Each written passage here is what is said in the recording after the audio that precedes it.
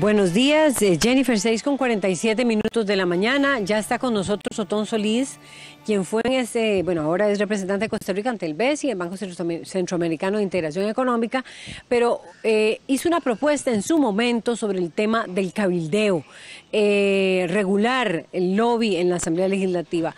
Antes de pasar con él, quiero informarles que estamos con una noticia en desarrollo, y es que la empresa Chiquita Brands está anunciando el despido o el cese, de 200 trabajadores, es lo que se está estimando. 200 trabajadores, aquí tengo la nota que le comunican ellos a varios de sus empleados, a uno de sus empleados, en el cual manifiestan que producto de los cambios impuestos de parte del gobierno en este nuevo modelo de operación portuaria dado por TCM, la terminal de contenedores de Moín, la nueva terminal de contenedores, que por cierto entró en funciones y hubo todo un acto de celebración el pasado jueves.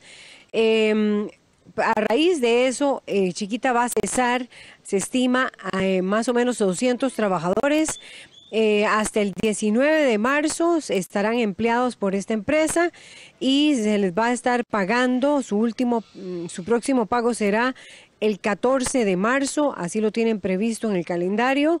Y bueno, más detalles sobre este tema. Como les decía, esta es una noticia en desarrollo y es la segunda empresa que anuncia despidos en Limón, después, tras la entrada en vigencia en operaciones más bien, de la terminal de contenedores de Moín. Bueno, dejando este tema de lado, que es, como decíamos, estamos reporteando en este momento, vamos ahora sí a darle la bienvenida a Otón Solís, porque el tema del cabildeo volvió a salir a raíz de lo que ha acontecido, como ustedes veían y escuchaban en esta información, a raíz de lo que ha sido toda la reforma a la tenencia de armas, y más recientemente a las distintas propuestas que han surgido dentro de esa comisión. La presencia de distintos miembros de las organizaciones pro tenencia de armas han levantado este tema.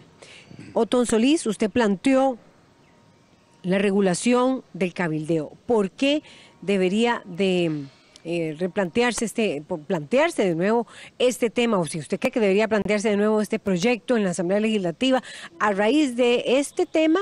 Pero bueno, han habido otros también que hacen surgir esta propuesta.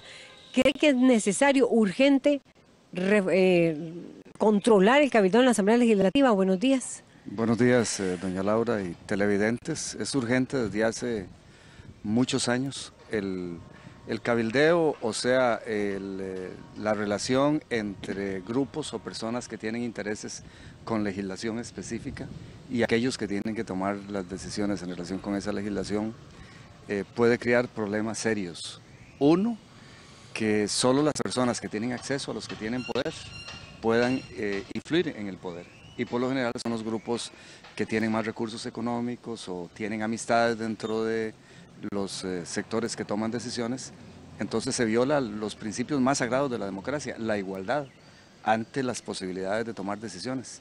El crear desigualdades por medio de un cabildeo originado en dinero, en amistades, en relaciones o a veces en sobornos a quienes toman decisiones, no es coherente con los principios básicos de la democracia, que es la igualdad del acceso al poder, uno de ellos. Y en segundo lugar, si el cabildeo va a ocurrir, que va a ser inevitable que ocurra, lo mínimo que debe hacerse es que sea transparente. Entonces, el proyecto de ley que presenté cuando estuve aquí hace unos 3 años y medio, busca transparentar y obligar a que toda persona en posición de poder, por ejemplo un diputado, su agenda sea pública, y el portal legislativo lo permite. Mi agenda era totalmente pública. Cada vez que yo iba a tener una reunión con quien fuera, estaba ahí en el portal de la Asamblea Legislativa. Es totalmente fácil y queda la hora y la fecha en que usted puso la reunión.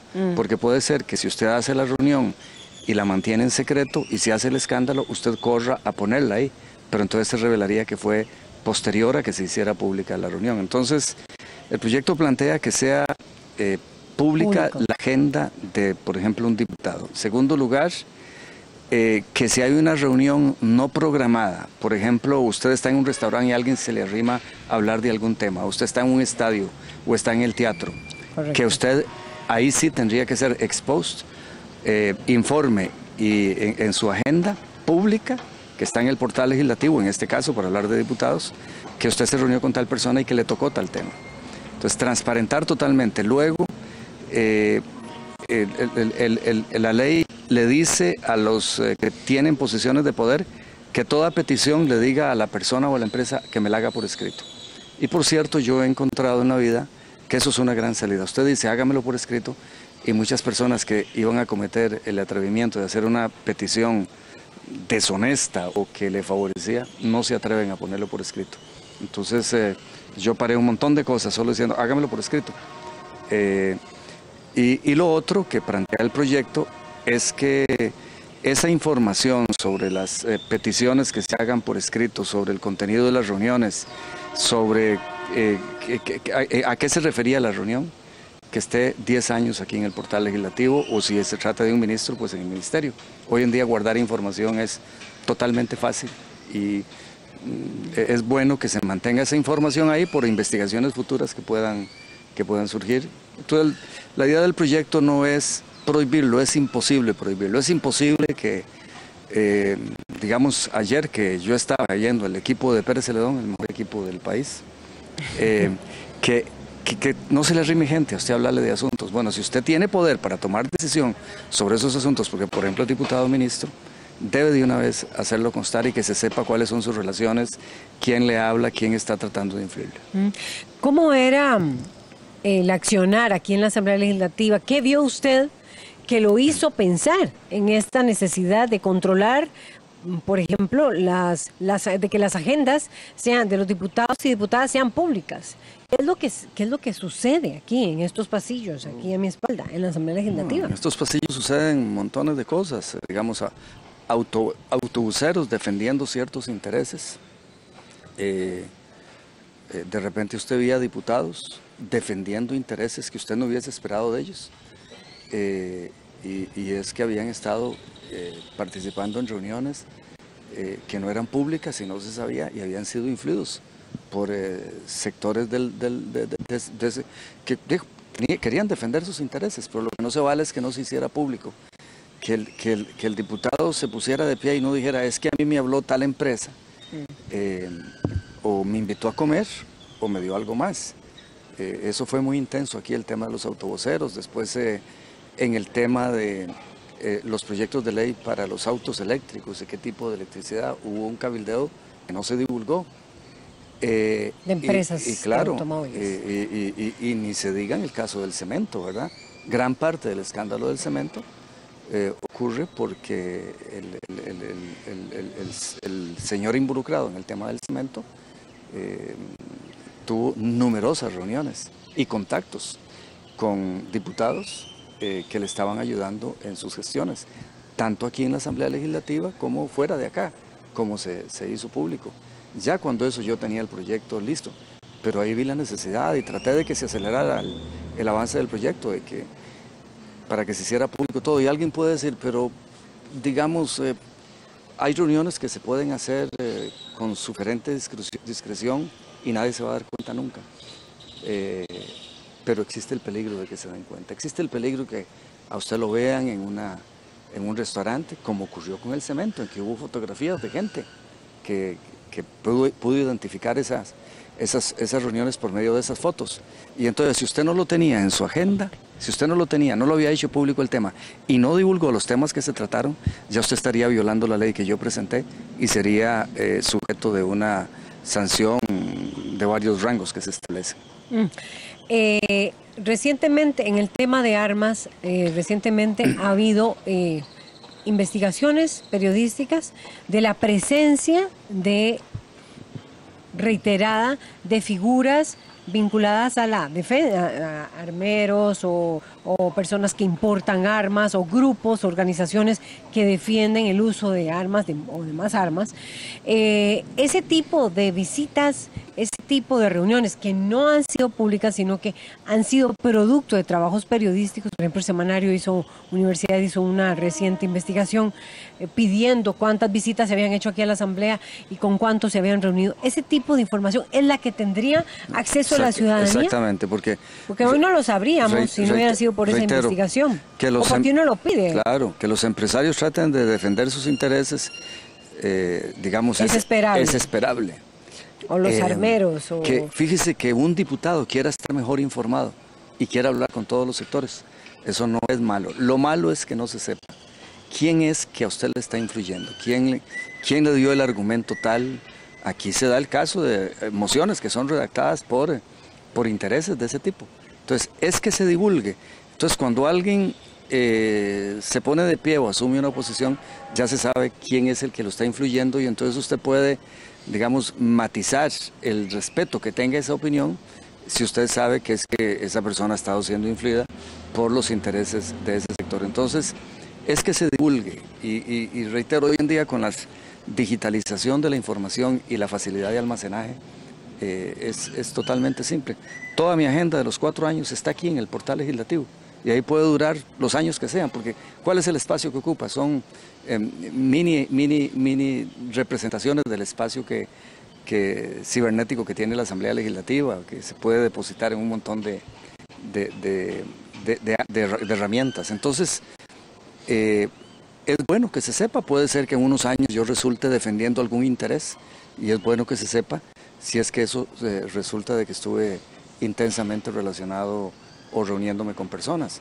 Porque el divulgar las reuniones y el sitio y el tema habla mucho. Digamos, me invitó reunión en la casa de playa del señor Pedro Morales, que tiene intereses en tal tema y me habló de tal tema. ¿Y qué estaba haciendo usted en la casa de playa del señor tal? ¿Y cómo fue? Y lo invitó a algo. ¿Y qué posición tuvo aquí? Resulta que defiende usted la posición del señor don Pedro. Estoy hablando de ejemplos, por supuesto.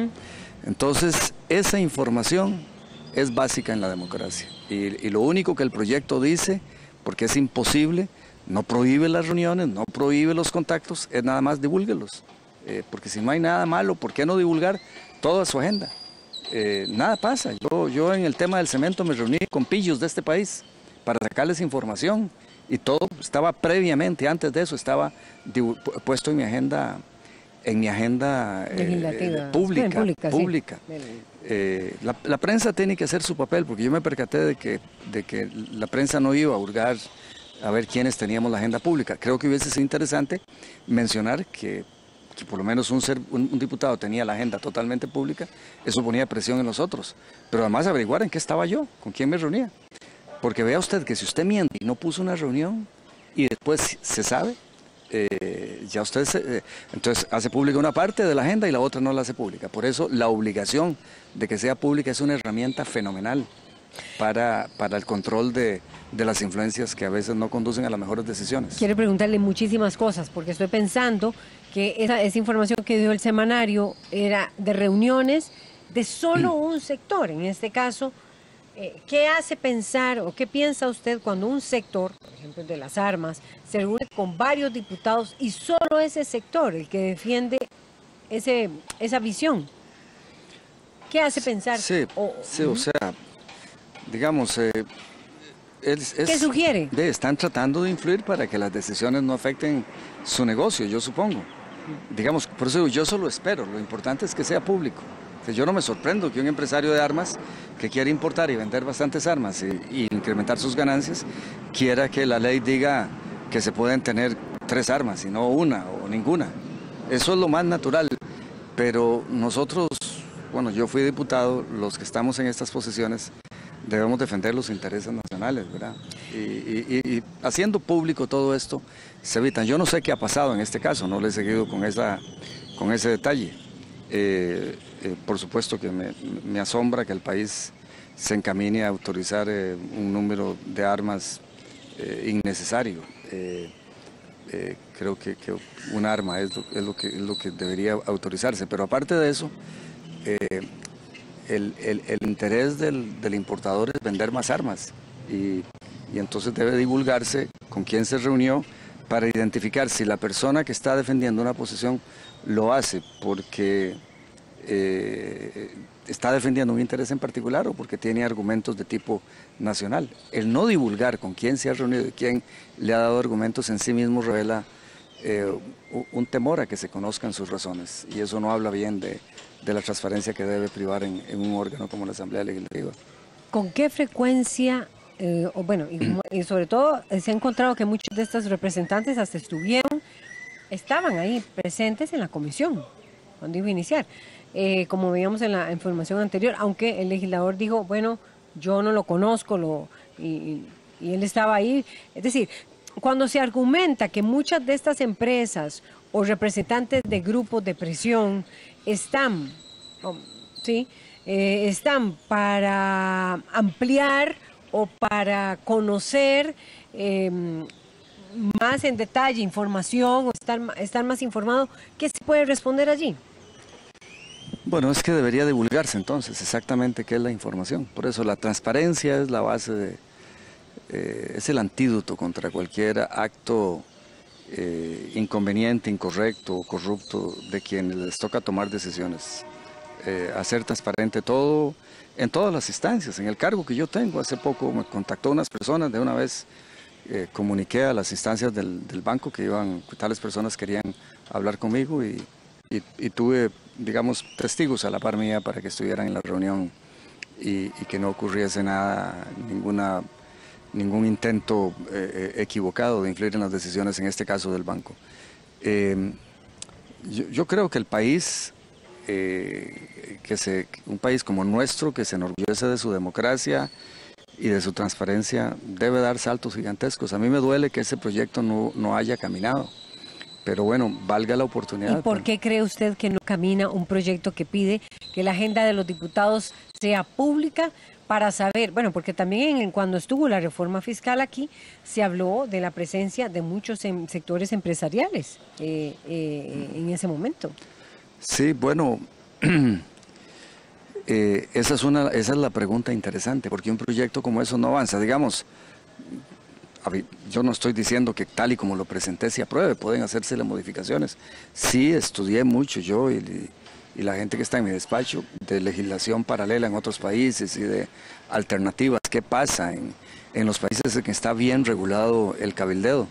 En los países ricos, la mayoría de los países desarrollados, está muy bien regulado el cabildeo y está muy bien establecidas las obligaciones de transparencia. Y ahora vamos a hablar de eso, sí. Entonces, esa es la pregunta, ¿por qué un proyecto de esos no fluye?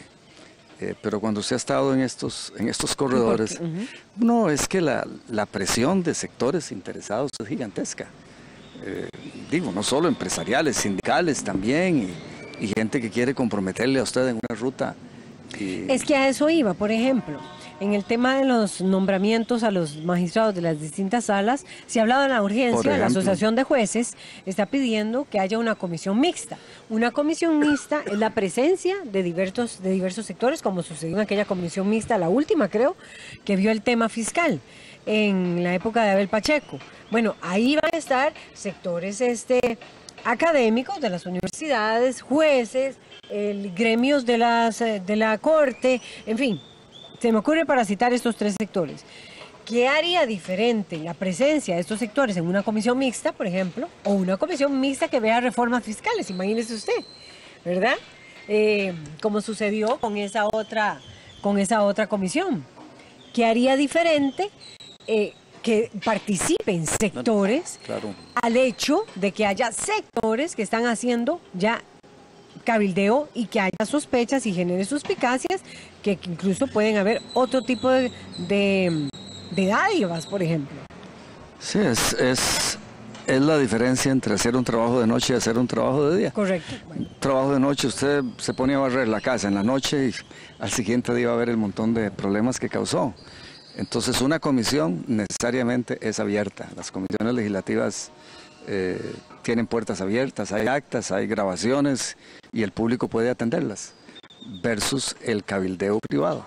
El tema de los magistrados que usted menciona es interesante, es decir, la presión de los de los aspirantes, digamos, yo cerré las puertas de mi oficina a hablar con aspirantes. Si yo quería saber algo, llamaba a gente que creía que había trabajado con ellos, gente que los pudiese conocer. Si tenía yo interés en que alguien quedara nombrado y me decían de alguna denuncia, a veces llamaba a esa persona, mire, es cierto que, pero nunca acepté el rol pasivo de que vinieran a presionarme, o grupos, o la persona interesada, o los parientes, o llamadas. Aquí hay expresidentes que les gusta llamar a aconsejarlo a uno, y digo, si lo hacen conmigo, que soy tan quisquilloso en todo eso, solo imaginen lo que ocurre acá, a que ayuden a tal magistrado, etcétera, para que quede electo a tal aspirante. Todo eso debe transparentarse,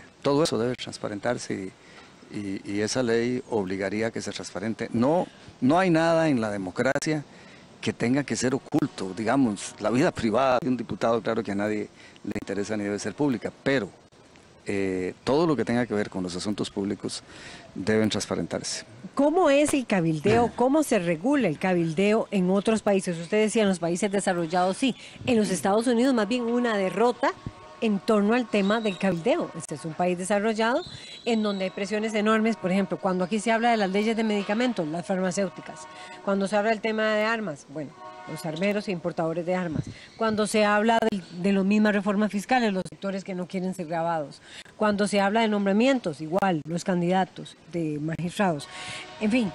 ¿Cuáles son esas regulaciones que tienen los países desarrollados? ¿Van en esta dirección? Con excepción de Estados Unidos, porque también perdieron la batalla. Sí, en Estados Unidos. Los cabildeadores ahora ya pueden, inclusive hasta donar en las campañas y demás. En Estados Unidos se establece que el cabildeador debe registrarse. La empresa cabildeadora o la persona que está dedicada al cabildeo debe registrarse oficialmente. A mí me parece que eso deja por fuera los contactos informales, porque entonces sigue siendo posible que haya cabildeo sin que se haya registrado formalmente la empresa. Pero además, el registro hace que se establezcan oligopolios de cabildeadores, como ha ocurrido. Empresas muy grandes, muy bien financiadas, que son las que cabildean por un sector. Entonces yo no quisiera limitar. La ley que yo propuse, el proyecto de ley, no limita a que se haga cabildeo. Lo que obliga es a que se transparente. Porque entonces esa regulación hace que, por ejemplo, una persona humilde ya no pueda hacer su empresita de cabildeo para lo que quiera hacer, pedir una vivienda, lo que sea. Entonces, para todos los rangos, mi proyecto de ley establece transparencia y pida que le hagan por escrito la solicitud. La gente tiene derecho, la gente debería conocer quiénes son los que visitan, las personas que visitan a los diputados. ¿Qué pasa cuando un diputado o diputada no reporta eso? ¿Cuál sería la sanción? ¿Sería más una sanción pública, una sanción ética o es una sanción, bueno, de otro tipo? Serían de los causales que con la reforma constitucional que establece la posibilidad de que los diputados puedan perder su credencial por violaciones al deber de probidad, sería una de las violaciones al deber de probidad. Reforma constitucional que digo con satisfacción yo presenté y que finalmente fue aprobada, pero sería una de las causales para perder la credencial si se descubre que usted está reuniéndose con gente y que no cumple la ley de que sea público, que no esté en su agenda, de que no haya pedido que le hagan solicitudes por escrito y si ha hecho reuniones que no estaban programadas y no las reportó ex post y las puso en su agenda, serían ese tipo de sanciones. Usted dice que esto se ha dado, es decir, nosotros podríamos, esto se regula en los países desarrollados, es decir, cualquier persona puede hoy por conocer, no sé, en Italia o no sé, no sé si es en Noruega o en donde sea, o Alemania, por ejemplo, conocer ¿cuáles son las visitas que se les realizan a los legisladores y legisladores? ¿En Inglaterra, por ejemplo? Eso es totalmente público en Inglaterra. En Estados Unidos hay un problema. Es público, tiene que ser público, pero está tan aceptado que el dinero mande en la democracia norteamericana que no es escándalo, pero no de la magnitud que debería ser el que un cabildeador haya tenido contactos en los años previos con un congresista o que un congresista haya pasado de ser trabajador de una empresa y después se convierta en defensor de sus intereses, o que un jerarca de gobierno haya tenido intereses en una empresa y haya sido cabildeador, porque están como naturalmente aceptado después de una decisión que de la Citizen United se llama la decisión de la Corte Suprema de Justicia, en que permitió un financiamiento que no tiene que ser transparente totalmente.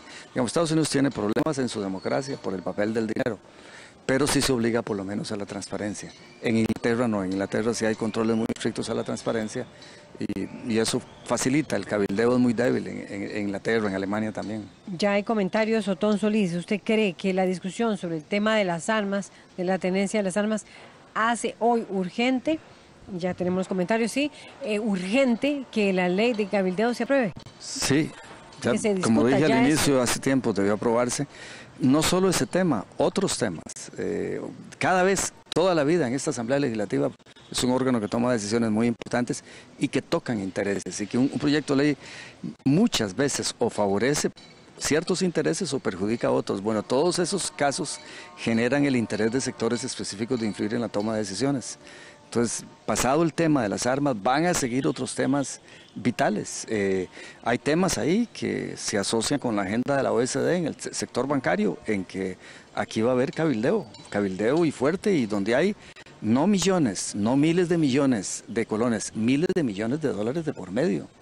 Y es bueno que una ley de estas obligue a la transparencia. Es muy simple, es decir, no hay que hacer nada para que, por ejemplo, la agenda de los diputados sea totalmente pública. Sea aquí la agenda, sea afuera la agenda. Quiero decir, ¿se reúnan aquí o se reúnan afuera? Claro. El diputado es diputado 24 horas, aquí y fuera de aquí, y donde esté en el mundo, en Las Vegas, cuando un casino, empresa de casinos, como ha ocurrido aquí, invita a diputados a pasear, eso debe divulgarse, que quién lo invitó y cuándo fue y cuál era el tema. Es decir, todas esas cosas si hubiesen divulgado, tal vez teníamos una legislación diferente. Otón Solís, hay comentarios para quienes nos siguen por 13 Costa Rica Televisión, para que los lean, los tienen en pantalla, y quienes nos siguen por la 101.5 FM y nuestras plataformas en redes sociales. A continuación, los voy a leer. Guido Mauricio Arce Campos dice: Otón Solís definitivamente es la persona con más coherencia política, total apoyo a lo que propone don Otón. ¿Qué dice también? Vamos a ver, Alan Demos 107, quien tiene mucha participación, dice: la agenda pública es vital y muy importante, sin embargo la ética y moral de los diputados es la gran tela de duda. Muchos gremios venden sus intereses y algunos diputados las compran y de una vez extienden sus manos.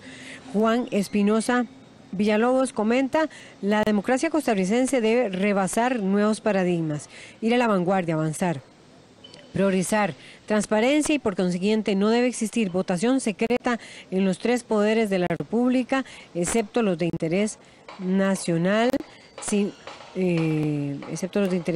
sino la democracia perece.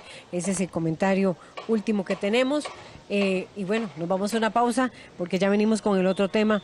Otón Solís, muchas gracias por poner en perspectiva la discusión del cabildeo, que volvió a surgir a raíz de la propuesta que pretende, que aumenta en 3 la tenencia de armas y que pretende hacer otras reformas también aquí en la Asamblea. Vamos a una pausa y ya venimos para analizar las distintas sentencias que han tenido nuestros tribunales, en particular qué pasó con el caso del trabajador de Recope, Carlos Andrés Pérez, que está de nuevo en labores en Recope, que han venido resolviendo los tribunales de justicia. ¿Cómo la valoran? Bueno, 3 abogados penalistas y constitucionalistas pondrán en perspectiva este tema. Quédese con nosotros.